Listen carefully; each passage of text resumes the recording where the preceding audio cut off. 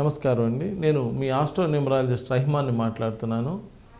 నేను ఎన్నో సంవత్సరాలుగా మీకు astrology, numerology, palmistry, graphology, face reading, signature analysis, marriage dates వీటన్నిటి గురించి కూడా మీకు ఎంతో అవగాహన కల్పించడం జరుగుతూ ఉన్నది.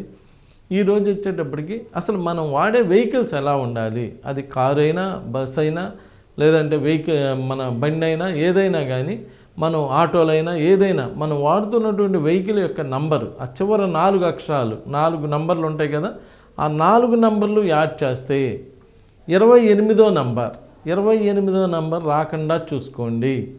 28వ నంబర్ అంటేనే ఒక వరస్ట్ నంబర్. ఆ 1 సిరీస్లోనే 28 అనేటువంటి 2 అంటే చంద్రుడు, 8 అంటే శని, అదొక వరస్ట్ నంబర్ అండి. ఆ 28వ నంబర్ వెహికల్ కనుక మనం వాడుతూ ఉంటే ఆటోమేటిక్గా ఫ్యామిలీలో డిస్టర్బెన్సెస్ వస్తాయి. ఆటోమేటిక్గా మన కుటుంబంలో మన పిల్లలకి మనకి మధ్య డిస్టర్బెన్సెస్ రావటం, ఇలా అన్నీ జరుగుతూ ఉండేటువంటి చాలా ఇబ్బందికరమైనటువంటి నంబర్. కాబట్టి మీరు వాడేటువంటి వెహికల్లో ఇవాళ అర్జెంటుగా చెక్ చేయండి. అసలు మన 4 నంబర్లు యాడ్ చేస్తే, మన ఏ బండికైనా 4 నంబర్లు యాడ్ చేస్తే ఏ నంబర్ వచ్చిందో చెక్ చేయండి. 28వ నంబర్ కనుక వస్తే దాన్ని మళ్ళీ 8 + 2 10 1 అనుకోమాకండి. 28ని 28గానే చూడాలండి.